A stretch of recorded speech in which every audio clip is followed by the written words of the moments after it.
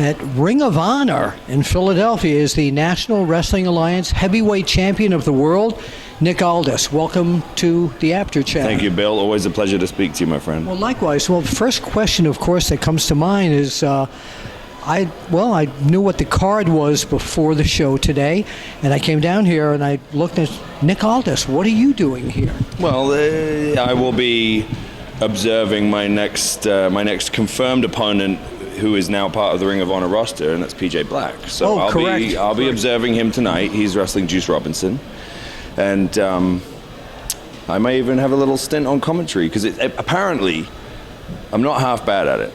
So they decided to stick me on again. Well, that's very good to know. A little gift of gab, yes. Some may say. Very, very. So you and I were discussing the history of the National Wrestling Alliance. We were talking about some of the greats like Harley Race, the American Dream, Dusty Rhodes, if you will. Yes, sir. What, Jack Briscoe, Dory Funk Jr. The Nature Boy, Ric Flair, Bill. Yes, yeah. Was he? The ultimate. Who was your?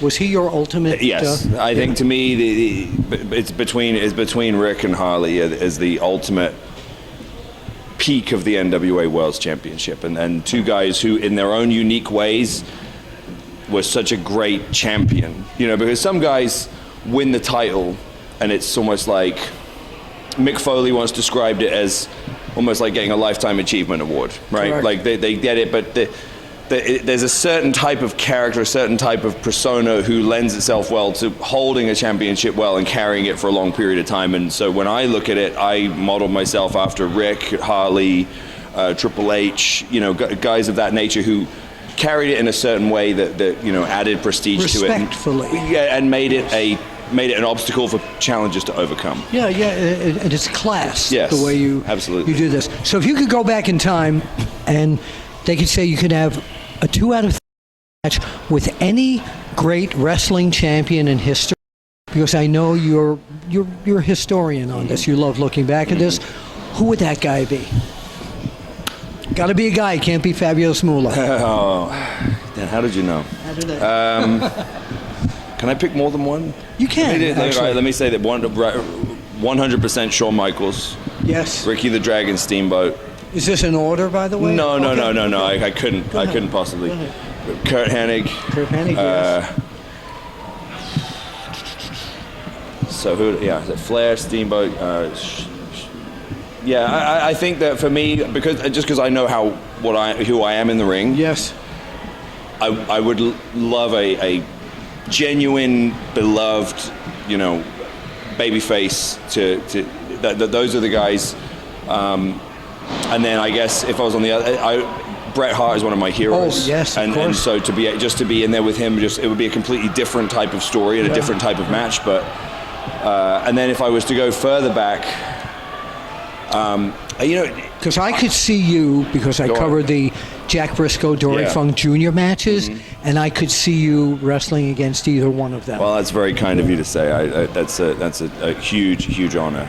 You know who else would be Gorgeous George? Just because he was such a huge... I don't even go back that far. Just because exactly. Just because it'd be such a huge draw.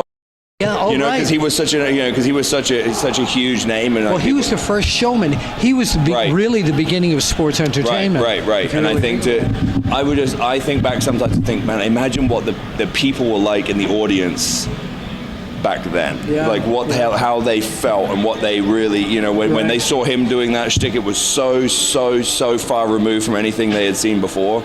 To have been, he was Liberace of the wrestling world. God. And to be Google Liberace if you don't know who that was, by the way. I take for me the most electric thing I've ever been involved with was my match with Cody at All In. Yes. You know, that moment where the bell rings and everybody's standing and it just gets louder and louder. And I think to myself, what would it, you know, imagine what the people were like who were in the ring with Gorgeous George in the 50s when unreal. They'd never seen anything like that. Yeah, they saw Frank Gotch and Jim Lundas, and it was just guys in wool tights, you know, working a headlock for 5 minutes. Yeah. So before I let you go, your wife Mickie James. Yes. Does she watch your matches and sometimes give you a critique on them? Oh, we discuss, you know, all of our career stuff with each other. You know, we provide a nice sounding board for one another. People often ask us, oh, isn't it difficult because you're in different, you're in different organizations, but in a way, I think sometimes it's actually beneficial because we can provide fresh eyes on something. It's not the company line. Yeah, and she can tell me about it, and I can look at it from an outside perspective and say, well, it sounds to me like this is happening, and then vice versa with her. She can say, well, my impression of this is so and so. So it's like you can get that impression because you have to have self-awareness in this business, of course, and so it's very easy in this business to sort of become in a bubble and build a bit of a fence and just see everything with the eyes of your own world and forget that there's all these other people outside who've never seen it, and you have to, it's very important what they think. That's right. Because first impression is the only impression sometimes. So we have provide one that for chance each to other. make that first impression. Absolutely. Where can people find you on social media? Tell them out there. On Twitter at @RealNickAldis. That's also my official page, and then on Instagram I'm @NickAldis. And last question: if pro wrestling hadn't come into your life, what was the other you would have pursued? I think I probably would have still been working in television in some capacity. Yeah. Probably yeah. television production. Okay. Probably sports television production. I think that's one of the reasons why the 10 pounds and all the stuff we've been doing has resonated so well, because I think had I probably pursued another passion, it probably would have been working for a network of something, something of that description, producing things for sports television, because I think there's something very theatrical and beautiful about sports that you can't create with anything scripted, and I think that when it's presented in the right way, there's nothing like it. But it's all about the way it's presented. Okay. Like if you take, like, for example, we just witnessed the end of boxing on HBO. Oh, terrible! And it's a real shame, and it's like you can't change it. And I understand the economics dictates everything, but for me as a purist, it's like. Jim Lampley to me is an icon, a national treasure. And take it from me, I know what National Treasure is all about. He does. But him, Harold Letterman. Now you don't know this, but back in the days with the magazines, we did most of the boxing magazines, and Harold Letterman was a very dear friend of mine. Really? Steve Farhood, who's one of the commentators on Showbox, used to work for both our wrestling and boxing magazines. That's crazy. And I didn't know you know the this. way that I think that they have HBO boxing, especially HBO, honestly, their fingerprints are on so much of modern sports television presentation. They were the originators, That that's what I probably would have ended up doing. It's Wide World of Sports actually was the first one to do that before HBO.